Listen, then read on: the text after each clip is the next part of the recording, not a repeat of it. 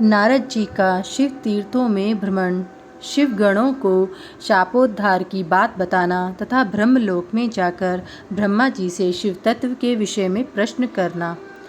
सूत जी कहते हैं, महर्षियों, भगवान श्री हरि के अंतर्ध्यान हो जाने पर मुनि श्रेष्ठ नारद शिवलिंगों का भक्तिपूर्वक दर्शन करते हुए पृथ्वी पर विचरने लगे। ब्राह्मणों, भूमंडल पर घूम फिरकर उन्होंने भोग और मोक्ष देने वाले बहुत से शिवलिंगों का प्रेम पूर्वक दर्शन किया। दिव्यदर्शी नारद जी भूतल के तीर्थों में विचर रहे हैं और इस समय उनका चित्त शुद्ध है। यह जानकर वे दोनों शिवगण उनके पास गए। वे उनके दिए हुए शाप से उद्धार की इच्छा रखकर वहां गए थे। उन्होंने आदरपूर्वक मुनि के दोनों पैर पकड़ लिए और मस्तक झुकाकर भली भांति प्रणाम करके शीघ्र ही इस प्रकार कहा। शिवगण बोले, ब्राह्मण, हम दोनों शिव के गण हैं। मुने, हमने ही आपका अपराध किया है। राजकुमारी श्रीमती के स्वयंवर में आपका चित्त माया से मोहित हो रहा था। उस समय परमेश्वर की प्रेरणा से आपने हम दोनों को शाप दे दिया। वहाँ कुसमय जानकर हमने चुप रह जाना ही जीवन रक्षा का उपाय समझा। इसमें किसी का दोष नहीं है। हमें अपने कर्म का ही फल प्राप्त हुआ है। प्रभु, अब आप प्रसन्न होइए और हम दोनों पर अनुग्रह कीजिए। नारद जी ने कहा, आप दोनों महादेव जी के गण हैं और सत्पुरुषों के लिए परम सम्मान्य हैं। अतः मेरे मोहरहित एवं सुखदायक यथार्थ वचन को सुनिए। पहले निश्चय ही मेरी बुद्धि भ्रष्ट हो गई थी, बिगड़ गई थी और मैं सर्वथा मोह के वशीभूत हो गया था। इसलिए आप दोनों को मैंने शाप दे दिया। शिवगणों, मैंने जो कुछ कहा है वह वैसा ही होगा। तथापि मेरी बात सुनिए। मैं आपके लिए शापोद्धार की बात बता रहा हूँ। आप लोग आज मेरे अपराध को क्षमा कर दें। मुनिवर, विश्रवा के वीर्य से जन्म ग्रहण करके आप संपूर्ण दिशाओं में प्रसिद्ध कुंभकर्ण रावण राक्षस राज का पद प्राप्त करेंगे और बलवान, वैभव से युक्त तथा परम प्रतापी होंगे। समस्त ब्रह्मांड के राजा होकर शिव भक्त एवं जितेंद्रिय होंगे और शिव के ही दूसरे स्वरूप श्री गुण के हाथों मृत्यु पाकर फिर अपने पद पर प्रतिष्ठित हो जाएंगे। सूत जी कहते हैं, महर्षियों, महात्मा नारद मुनि की यह बात सुनकर वे दोनों शिवगण प्रसन्न हो सानंद अपने स्थान को लौट गए। श्री नारद जी भी अत्यंत आनंदित हो अनन्य भाव से भगवान शिव का ध्यान तथा शिव तीर्थों का दर्शन करते हुए बारंबार भूमंडल में विचरने लगे। अंत में वे सबके ऊपर विराजमान शिवप्रिया काशी में पहुंच गए, जो शिव रूपिणी स्वरूपिणी एवं शिव को सुख देने वाली है। काशीपुरी शिव का दर्शन करके नारद जी कृतार्थ हो गए। उन्होंने भगवान काशीनाथ का दर्शन किया और परम प्रेम एवं परमानंद से युक्त हो उनकी पूजा की। काशी का सानंद सेवन करके वे मुनिश्रेष्ठ कृतार्थ का अनुभव करने लगे और प्रेम से विहल हो उसका नमन, वर्णन तथा स्मरण करते हुए ब्रह्मलोक को गए। निरंतर शिव का स्मरण करने से उनकी बुद्धि शुद्ध हो गई तथा वहां पहुंचकर शिव तत्व का विशेष रूप से ज्ञान प्राप्त करने की इच्छा से नारद जी ने ब्रह्मा जी को भक्तिपूर्वक नमस्कार किया और नाना प्रकार के श्रोतों द्वारा उनकी स्तुति करके उनसे शिव तत्व के विषय में पूछा। उस समय नारद जी का हृदय भगवान शंकर के प्रति भक्ति भावना से परिपूर्ण था। नारद जी बोले, ब्राह्मण, पर ब्रह्मा परमात्मा के स्वरूप को जानने वाले पितामह जगत प्रभु, आपके कृपा प्रसाद से मैंने भगवान विष्णु के उत्तम महात्म का पूर्णतः ज्ञान प्राप्त किया है। भक्ति मार्ग, ज्ञान मार्ग, अत्यंत दुस्तर तपो मार्ग, दान मार्ग तथा तीर्थ मार्ग का भी मैंने वर्णन सुना है, परंतु शिव तत्व का ज्ञान मुझे अभी तक नहीं हुआ है। मैं भगवान शंकर की पूजा विधि को भी नहीं जानता। अतः प्रभु, आप क्रमश इन विषयों को तथा भगवान शिव के विविध चरित्रों को तथा उनके स्वरूप, तत्व, प्राकट्य, विवाह, गृहस्थ धर्म सब मुझे बताइए। निष्पाप पिता में ये सब बातें तथा और भी जो आवश्यक बातें हों उन सब का आपको वर्णन करना चाहिए। प्रजानाथ शिव और शिवा के आविर्भाव एवं विवाह का प्रसंग विशेष रूप से कहिए तथा कार्तिक के जन्म की कथा भी मुझे सुनाइए। प्रभु, पहले बहुत लोगों से मैंने ये बातें सुनी हैं, किंतु तृप्त नहीं हो सका हूँ, इसलिए आपकी शरण में आया हूँ। आप मुझ पर कृपा कीजिए। अपने पुत्र नारद की यह बात सुनकर लोक पितामह ब्रह्म वहाँ इस प्रकार बोले, महाप्रलय काल में केवल सद्ब्रह्मा की सत्ता का प्रतिपादन, उस निर्गुण निराकार ब्रह्मा से ईश्वर मूर्ति सदाशिव का प्राकट्य, सदाशिव द्वारा स्वस्वरूपा शक्ति अंबिका का प्रकटीकरण, उन दोनों के द्वारा उत्तम क्षेत्र काशी या आनंदवन का प्रादुर्भाव, शिव के वामांग से परम पुरुष विष्णु का आविर्भाव तथा उनके सकाश से प्राकृत तत्वों की क्रमश उत्पत्ति का वर्णन। ब्रह्मा जी ने कहा, ब्राह्मण देव शिरोमणि, तुम सदा समस्त जगत के उपकार में ही लगे रहते हो। तुमने लोगों के हित की कामना से यह उत्तम बात पूछी है, जिसके सुनने से संपूर्ण लोगों के समस्त पापों का क्षय हो जाता है। उस अनामय शिव तत्व का मैं तुमसे वर्णन करता हूँ। शिव तत्व का स्वरूप बड़ा ही उत्कृष्ट और अद्भुत है। जिस समय समस्त चराचर जगत नष्ट हो गया था, सर्वत्र केवल अंधकार ही अंधकार था। न सूर्य दिखाई देते थे, न चंद्रमा, अनन्य ग्रहों और नक्षत्रों का भी कोई पता नहीं था। न दिन था न रात थी। अग्नि, पृथ्वी, वायु और जल की भी सत्ता नहीं थी। प्रधान सत्व अव्याकृत प्रकृति से रहित सूना आकाश मात्र शेष था। दूसरे किसी तेज की उपलब्धि नहीं होती थी। अदृष्ट आदि का भी अस्तित्व नहीं था। शब्द और स्पर्श भी साथ छोड़ चुके थे। गंध और रूप की भी अभिव्यक्ति नहीं होती थी।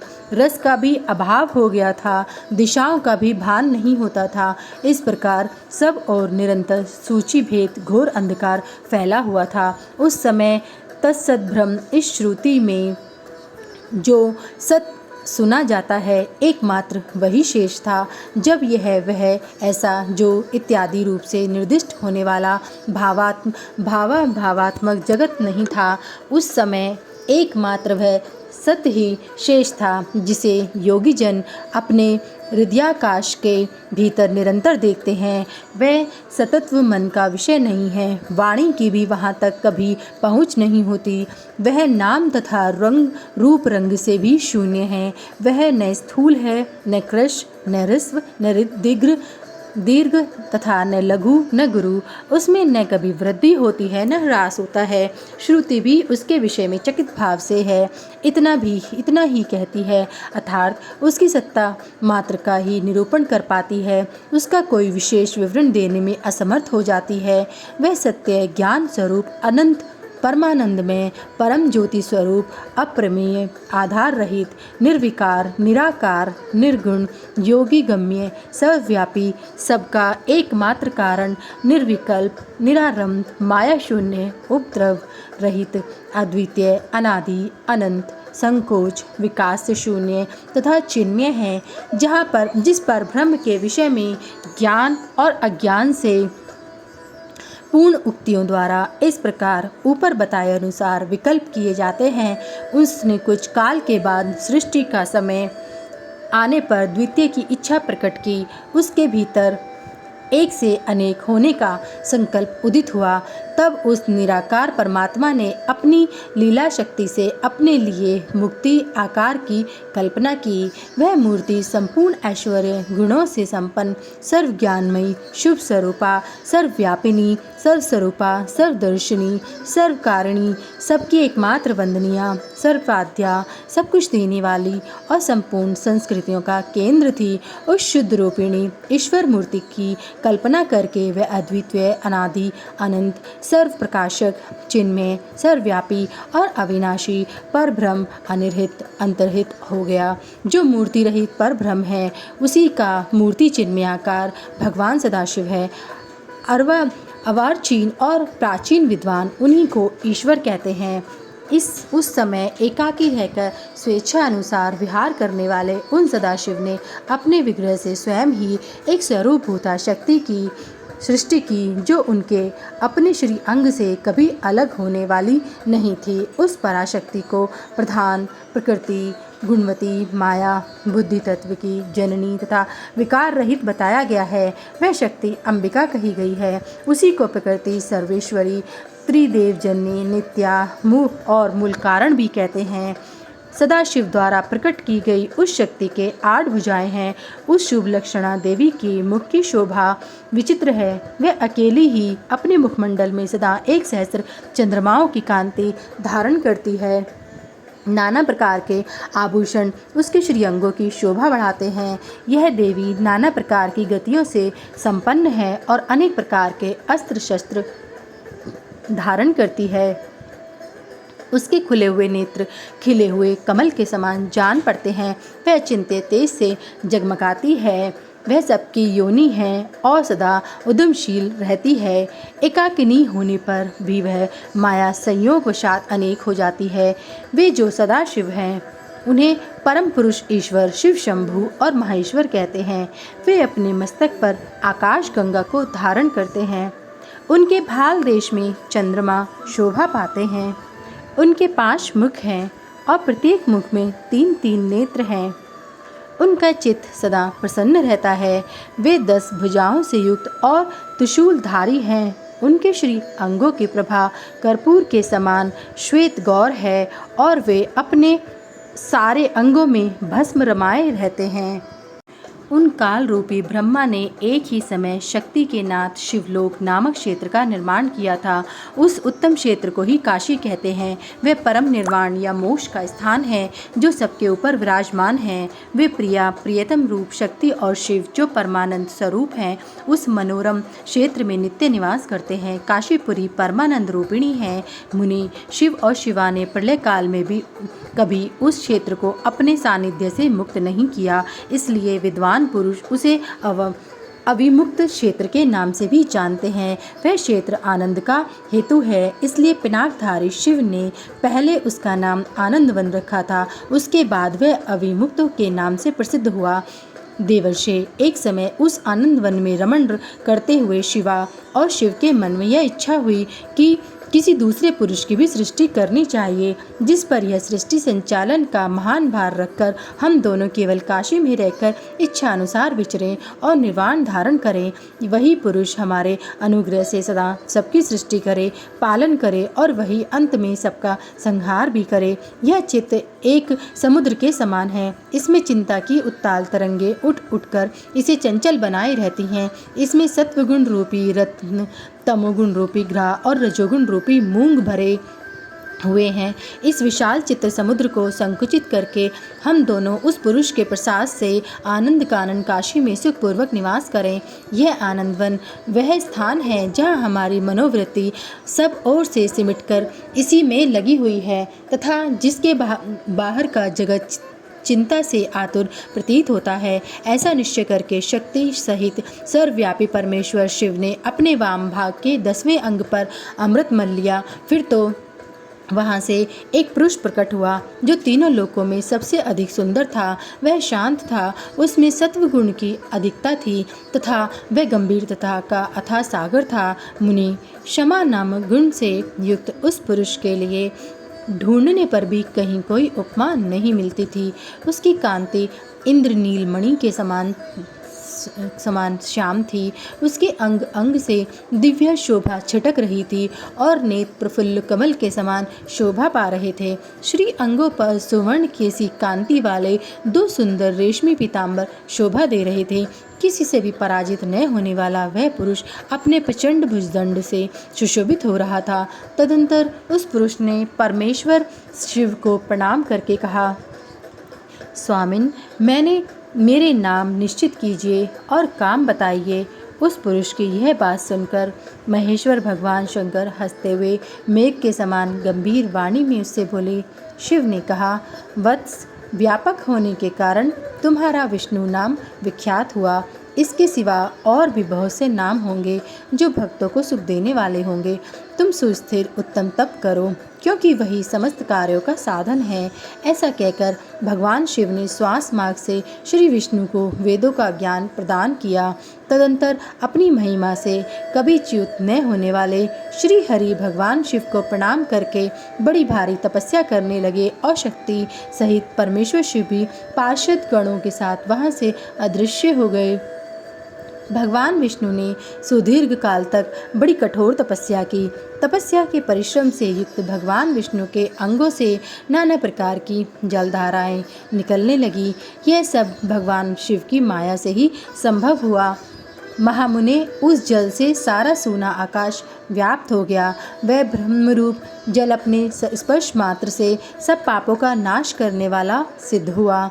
उस समय थके हुए परम पुरुष विष्णु ने स्वयं उस जल में शयन किया। वे दीर्घ काल तक बड़ी प्रसन्नता के साथ उसमें रहे। नार अर्थात जल में शयन करने के कारण ही उनका नाम नारायण, यह श्रुति सम्मत नाम प्रसिद्ध हुआ।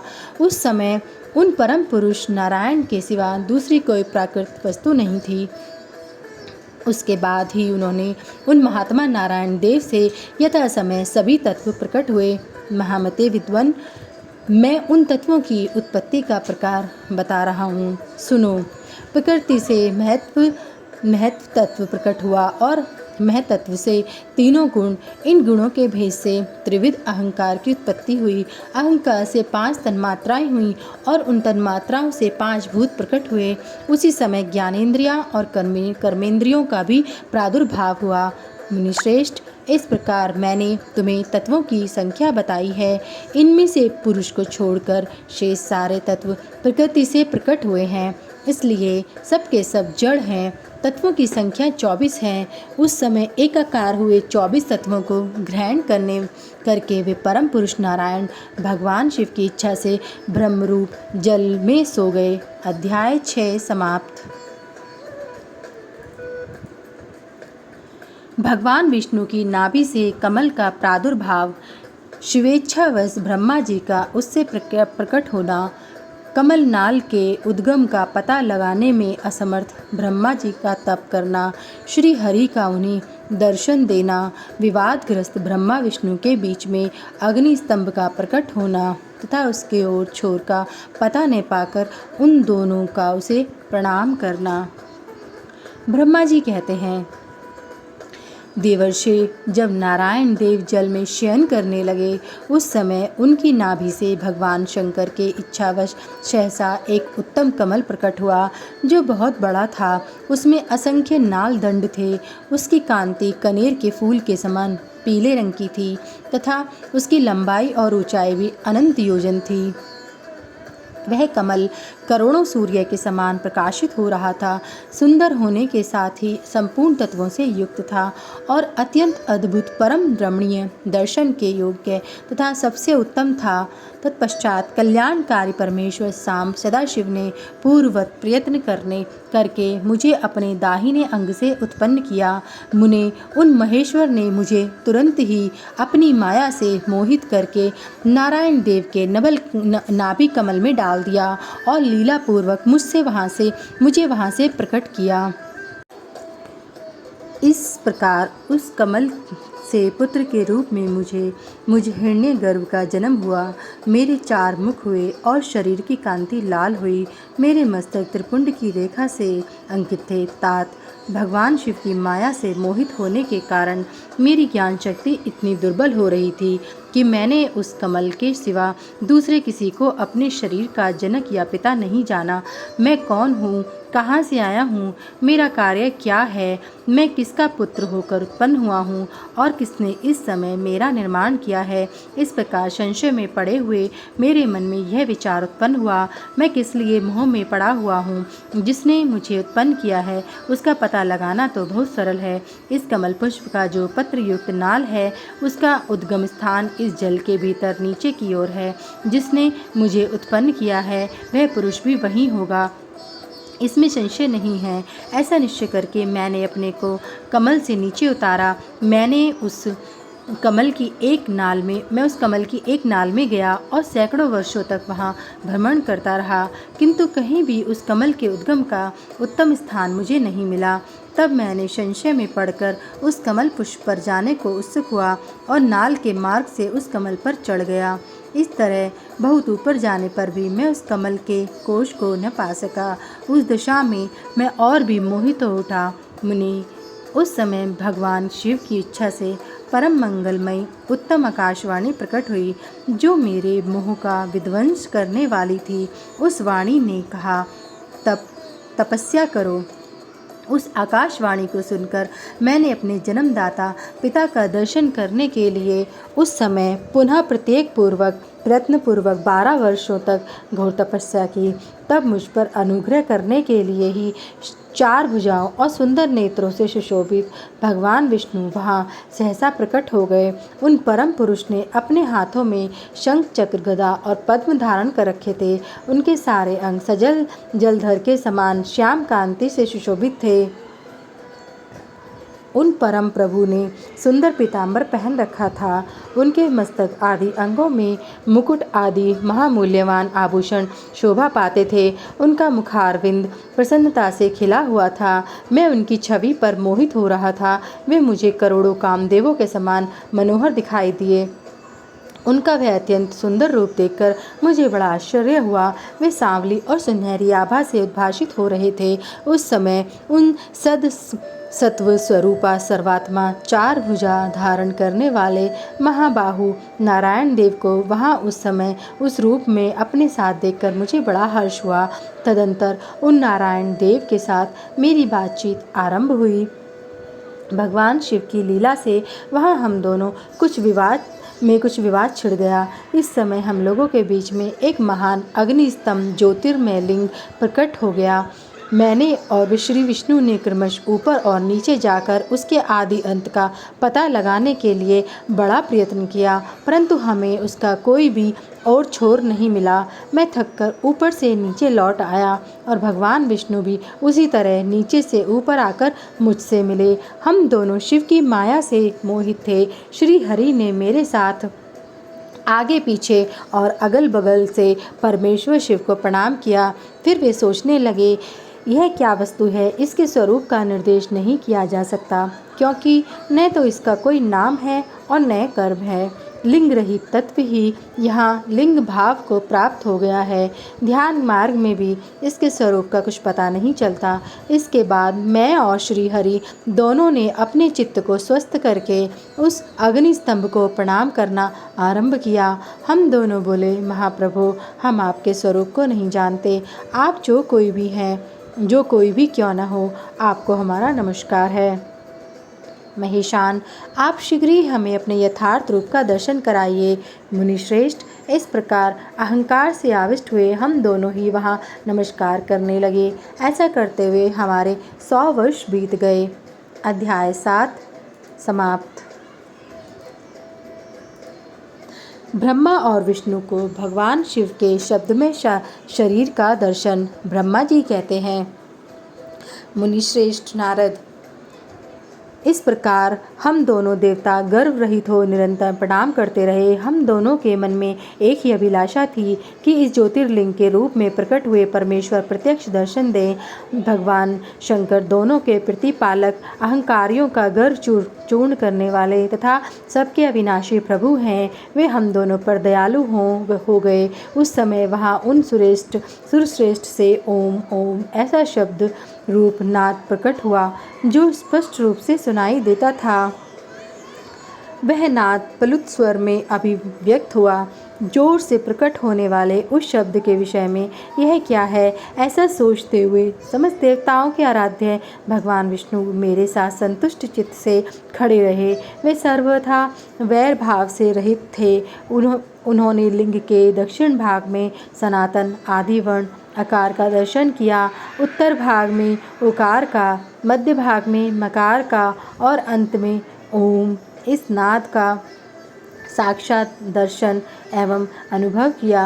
दक्षिण भाग में प्रकट हुए आदि वर्ण आकार को सूर्यमंडल के समान तेजोमय देखकर जब उन्होंने उत्तर भाग में दृष्टिपात किया, तब वहाँ उकार वर्ण अग्नि के समान दीप्तिशाली दिखाई दिया। मुनि श्रेष्ठ, इस तरह उन्होंने मध्य भाग में मकार को चंद्रमंडल के समान उज्ज्वल कांति से प्रकाशमान देखा। तदंतर जब उसके ऊपर दृष्टि डाली, तब शुद्ध स्फटिक मणि के समान निर्मल प्रभाव से युक्त, तुरीयातीत, अमल, निष्कल, निरूप, द्रव, निर्द्वंद, आदित्य, शून्य में भारे और आभ्यंतर के भेद से रहित, ब्रह्मांतर भेद से युक्त, जगत के भीतर और बाहर स्वयं ही स्थिर, आदि मध्य और अंत से रहित आनंद के आदि कारण तथा सबके परम आश्रय सत्य आनंद एवं अमृत स्वरूप ब्रह्म पर ब्रह्म का साक्षात्कार किया। उस समय श्री हरि यह सोचने लगे कि यह अग्निस्तंभ यहाँ कहाँ से प्रकट हुआ। हम दोनों फिर इसकी परीक्षा करें। मैं इस अनुपम अनल स्तंभ के नीचे जाऊंगा। ऐसा विचार करते हुए श्री हरि ने वेद और शब्द दोनों के आवेश से युक्त विश्वात्मा शिव का चिंतन किया। तब वहाँ एक ऋषि प्रकट हुए जो ऋषि समूह के परम सार रूप माने जाते हैं।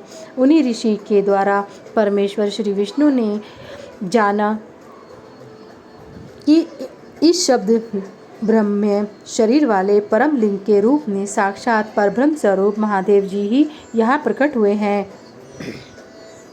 ये चिंता रहित अथवा अचिंत्य रुद्र हैं। जहाँ जाकर मन सहित वाणी से उसे प्राप्त किए बिना ही लौट आती है। उस परब्रह्म परमात्मा शिव का वाचक एकाक्षर प्रणव ही है। वे इसके वाच्यार्थ रूप हैं। वे परम कारण ऋत सत्य आनंद एवं अमृत स्वरूप परात्पर परब्रह्म एकाक्षर का वाच्य है। प्रणव के एक अक्षर आकार से के जगत के बीजभूत अंड जन्मा भगवान ब्रह्मा का बोध होता है। उसके दूसरे एक अक्षर उकार से परम कारण रूप श्री हरि का बोध होता है और तीसरे एक अक्षर मकार से भगवान नील लोहित शिव का ज्ञान होता है। आकार सृष्टि करता है, उकार मुँह में डालने वाला है और मकार नित्य अनुग्रह कराने वाला है। मकार बोध्य सर्वव्यापी शिव बीजी बीज मात्र के स्वामी हैं और आकार संज्ञक मुझ ब्रह्मा को बीज कहते हैं। उकार नामधारी श्री हरि योनि है। प्रधान और पुरुष के भी ईश्वर जो महेश्वर हैं वे बीजी बीज और योनि भी हैं। उन्हीं को नाथ कहा गया है। उनके भीतर सबका समावेश है। बीजी अपनी इच्छा से ही अपने बीज को अनेक रूपों में विभक्त करके स्थित है। इन बीजी भगवान महेश्वर के लिंग से आकार रूप बीज प्रकट हुआ था जो उकार रूप योनि में स्थापित होकर सब ओर बढ़ने लगा। वह सुवर्ण में अंड के रूप में ही बताने योग्य था। उसका और कोई विशेष लक्षण नहीं लक्षित होता था। वह दिव्य अंड अनेक वर्षों तक जल में ही स्थित रहा। तदंतर 1000 वर्ष के बाद उस अंड के 2 टुकड़े हो गए। जल में स्थित हुआ वह अंड अजन्मा ब्रह्मा जी की उत्पत्ति का स्थान था और साक्षात महेश्वर के आघात से ही फूटकर 2 भागों में बट गया था। उस अवस्था में उसका ऊपर स्थित हुआ सुवर्ण में कपाल बड़ी शोभा पाने लगा। वहीं द्युलोक के रूप में प्रकट हुआ तथा जो उसका दूसरा नीचे कपाल था वही यह 5 लक्षणों से युक्त पृथ्वी है। उस अंड से चतुर्मुख ब्रह्मा उत्पन्न हुए जिनकी क संज्ञा है। वे समस्त ब्रह्मा लोकों के सृष्टा हैं। इस प्रकार वे भगवान महेश्वर ही हैं। अ उ ओ और म इन त्रिविध रूपों से वर्णित हुए हैं। इसी अभिप्राय से उन ज्योतिर्लिंग स्वरूप सदाशिव ने ओम ओम ऐसा कहा। यह बात यजुर्वेद के श्रेष्ठ मंत्र कहते हैं। यजुर्वेद के श्रेष्ठ मंत्रों का ये कथन सुनकर ऋचाओं और साम मंत्रों ने भी हमसे आदरपूर्वक कहा, हे हरे, हे ब्रह्मा, यह बात ऐसी ही है। इस तरह देवेश्वर शिव को जानकर श्री हरि ने शक्ति संभूत मंत्रों द्वारा उत्तम एवं महान अबुद्धिय से शोभित होने वाले उन महादेव महेश्वर देव का स्तवन किया।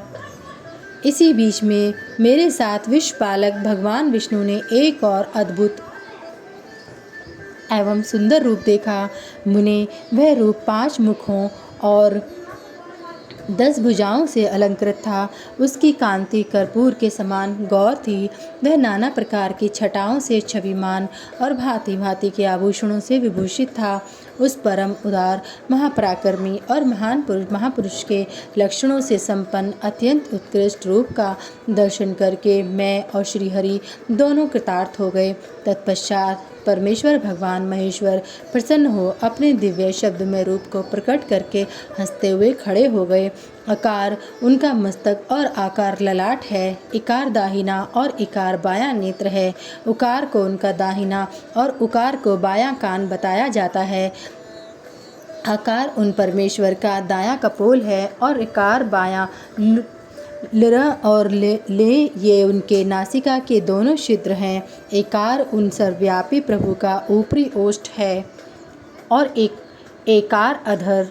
ओकार तथा औकार ये दोनों क्रमश उनकी ऊपर और नीचे की दो दंत पंक्तियां हैं। अम और अह उन देवादिदेव शूलधारी शिव के दोनों तालु हैं। क आदि 5 अक्षर उनके दाहिने 5 हाथ हैं और च आदि 5 अक्षर बाएं 5 हाथ, ट आदि और त आदि 5 अक्षर उनके पैर हैं। पकार पेट है। पकार को दाहिना पार्श्व बताया जाता है और बकार को बायां पार्श्व, भकार को कंधा कहते हैं। मकार उन योगी महादेव शंभु का हृदय है। य से लेकर स तक 7 अक्षर सर्वव्यापी शिव के शब्द में शरीर की 7 धातुएं हैं।